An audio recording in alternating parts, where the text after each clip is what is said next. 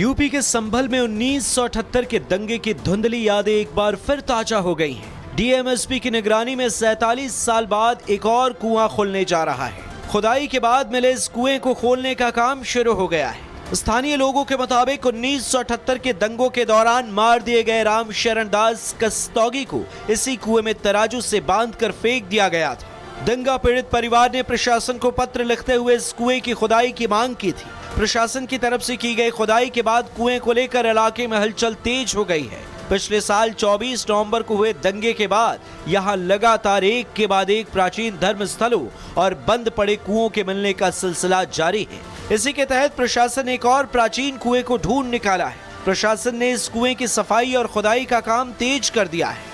अभी तो खुदाई चल रही है और जो भी राज होंगे वो बाद में सामने आएंगे। फिलहाल टीम ने कुएं के आसपास बैरिकेडिंग कर दी है और पूरे क्षेत्र को सुरक्षा घेरे में तब्दील कर दिया गया है।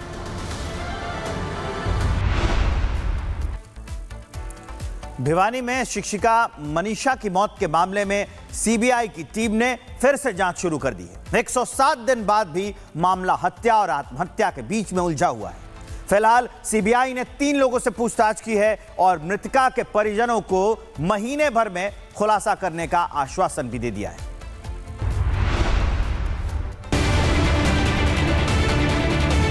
हरियाणा के भिवानी में शिक्षिका मनीषा की रहस्यमयी मौत। 107 दिन बाद भी सस्पेंस जस का तस। हत्या या आत्महत्या, सवाल वही, जवाब अब भी लापता। लेकिन अब केस फिर से तेज हो गया है क्योंकि सीबीआई ने जांच की रफ्तार बढ़ा दी है। भिवानी की शिक्षिका मनीषा, जिसकी संदिग्ध परिस्थितियों में मौत ने पूरे इलाके को हिलाकर रख दिया।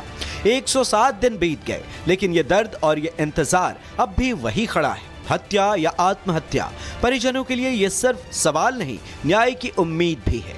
और अब सीबीआई ने एक बार फिर इस मामले की गुत्थी सुलझाने के लिए कदम बढ़ा दिया है। टीम ने 3 लोगों से पूछताछ भी की है। पूछताछ में कई अहम बिंदुओं पर सवाल उठे जिन पर एजेंसी अब गहराई से काम कर रही है। सीबीआई ने मृतका के परिजनों से भी मुलाकात की और उन्हें महीने भर के भीतर खुलासा करने का भरोसा दिया है। उधर यूपी के बाराबंकी जिले में बीते दिन सड़क हादसा देखने को मिला। एक ट्रक रेलवे ट्रैक के ऊपर बनी पुल की दीवार को तोड़ते हुए सीधे पटरी पर आ गिरा। गनीमत रही हादसे में किसी की जान नहीं गई। उसी पर एक रिपोर्ट।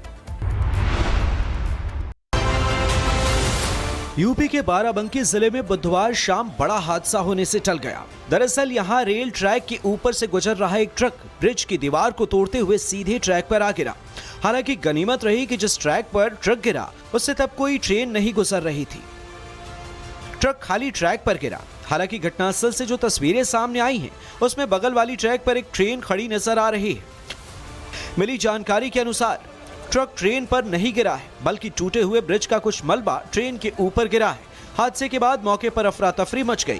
तुरंत आरपीएफ के साथ साथ लोकल पुलिस की टीम मौके पर पहुंची और मौके पर रेस्क्यू अभियान शुरू कर दिया। यूपी के मेरठ में पुलिस ने नकली शराब बनाने वाले गैंग का भंडाफोड़ कर दिया है। मामले में 6 बदमाशों को गिरफ्तार किया गया है। इनके पास से भारी मात्रा में नकली शराब और शराब बनाने का सामान भी बरामद किया गया है। मेरठ का लावड़ कस्बा और उसके पास समसपुर रोड पर यह पुराना कपड़े का गोदाम। देखने में आम लेकिन अंदर चल रहा था असली नकली शराब का बड़ा कारखाना। इंचौली पुलिस को मिली गुप्त सूचना बिल्कुल सही निकली और फिर हुई छापेमारी ने सबको चौंका दिया। पुलिस जब अंदर पहुंची तो यूरिया से बनी नकली शराब के 2 बड़े ड्रम, बोतलें, क्यूआर कोड समेत कई चीजें बरामद की। पूरे मामले में पुलिस ने कुल 6 लोगों को मौके से गिरफ्तार किया है। ये वही लोग हैं जो लंबे समय से यूरिया मिलाकर जहरीली शराब तैयार कर रहे थे और भारी मुनाफे के लिए अलग अलग जगह सप्लाई करते थे। पुलिस के मुताबिक इस नेटवर्क में शराब की मैन्युफैक्चरिंग से लेकर सप्लाई चेन तक कौन कौन लोग जुड़े हैं इसकी जांच चल रही है। यूरिया से बनी नकली शराब जो न सिर्फ कानून के खिलाफ है बल्कि लोगों की जान पर भी भारी पड़ सकती है। कई जिलों में ऐसे मामलों में मौतें तक हो चुकी हैं और मेरठ पुलिस की ये कार्रवाई एक बड़े हादसे को टालने जैसी मानी जा रही है। मेरठ पुलिस ने 6 बदमाशों को तो जेल भेज दिया है लेकिन जांच अब भी जारी है। उधर आगरा में सर्राफा कारोबारी के बेटे की मौत के मामले में एक नया मोड़ सामने आ गया है। जिसे अब तक आत्महत्या माना जा रहा था, उसके पीछे की साजिश ने पूरा मामला ही पलट दिया है। घटना के 36 दिन बाद मोबाइल चैट ने ऐसी परतें खोली हैं कि परिवार के पैरों तले जमीन खिसक गई। आगरा के ज्वेलर्स मुकेश वर्मा के बेटे राजा और प्रिंस की मौत की गुत्थी 36 दिन बाद मोबाइल चैट ने खोल कर रख दी है। कॉल्स और चैट पढ़कर परिवार हिल गया है। अब तक जिसे आत्महत्या के एंगल से देखा जा रहा था, आज एक खौफनाक साजिश की चादर में छुपे पूरे रैकेट का सच सामने आ चुका है। लेकिन कहानी इतनी उलझी हुई थी कि हर कोई इसे आत्महत्या ही मान रहा था, क्योंकि कहानी एक आम परिवारों में पल रहे एक नौजवान की थी, जो आम लोगों की तरह ही अपने जिंदगी के ताने बाने को बुनने में दिन रात एक करता था। राजा और प्रिंस अपने पिता के साथ ज्वेलरी शोरूम पर काम संभालता था। 19 अक्टूबर को अचानक उन्होंने जहरीला पदार्थ खा लिया। आनन फानन में उसे दिल्ली ले जाने की कोशिश की गई ताकि उसकी जान बचाई जा सके, लेकिन रास्ते में ही उसने दम तोड़ दिया।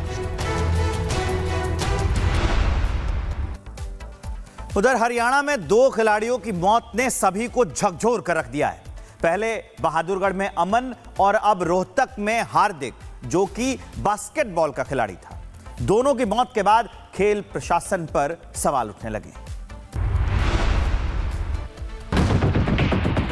हरियाणा में खेलों को बढ़ावा देने की बात हमेशा की जाती है, लेकिन हाल के दिनों में सामने आई 2 दर्दनाक घटनाओं ने सिस्टम की लापरवाही और जिम्मेदारी पर बड़ा सवाल खड़ा कर दिया है। रोहतक और बहादुरगढ़ में बास्केटबॉल पोल गिरने से 2 होनहार नेशनल खिलाड़ी अपनी जान गंवा बैठे। इन दोनों हादसों ने यह साफ कर दिया है कि खेल सुविधाओं की देखरेख और मेंटेनेंस में भारी चूक हो रही है। पहला मामला रोहतक के लाखन माजरा गांव का है, जहां 16 साल का हार्दिक बास्केटबॉल कोर्ट में अकेले प्रैक्टिस कर रहा था और जैसे ही हार्दिक पोल पर लटका तो लोहे का भारी पोल अचानक टूटकर सीधे उसकी छाती पर गिर गया और बाद में इलाज के दौरान उसकी मौत हो गई। हरियाणा के रेवाड़ी में दिन के उजाले में हुई एक बहस ने रात के अंधेरे में खौफनाक रूप ले लिया। यहां एक होटल के कर्मचारी का कुछ लोगों से मामूली विवाद हो गया। हालांकि किसी को इस बात का जरा भी अंदाजा नहीं था कि यह मामूली सा विवाद किसी इंसान की जिंदगी पर भारी पड़ेगा। हरियाणा का रेवाड़ी मंगलवार की रात गोलियों की तड़तड़ाहट से थर्रा उठा। यहां एक छोटे से विवाद ने एक बेकसूर इंसान की जान ले ली। जिस शख्स की हत्या हुई है वो 20 दिन पहले ही काम की तलाश में रेवाड़ी आया था, लेकिन यह उसका आखिरी सफर साबित हो गया। यहां युवक को नौकरी तो मिल गई, लेकिन जिंदगी छिन गई। दरअसल मंगलवार की रात रेवाड़ी के काकोड़िया गांव में बने एक होटल में घुसकर बाइक सवार बदमाशों ने होटल कर्मचारी की गोली मारकर हत्या कर दी। जिस होटल कर्मचारी की हत्या हुई थी उसका नाम महेश गुज्जर था। महेश राजस्थान के अलवर जिले का रहने वाला था। 20 दिन पहले काम की तलाश में रेवाड़ी आया था। होटल के मालिक की शिकायत के मुताबिक महेश का शराब ठेके के पास 3 लोगों से मामूली विवाद हुआ था। हालांकि उस समय लोगों के बीच बचाव के बाद विवाद खत्म हो गया था, लेकिन न तो महेश को और न होटल के दूसरे कर्मचारियों को इस बात की आशंका थी कि झगड़ा करने वाले लोग वापस लौटेंगे और महेश की हत्या कर देंगे। वही वारदात की खबर मिलते ही पुलिस की टीम मौके पर पहुंच गई और शव को कब्जे में लेकर उसे पोस्टमार्टम के लिए भेज दिया।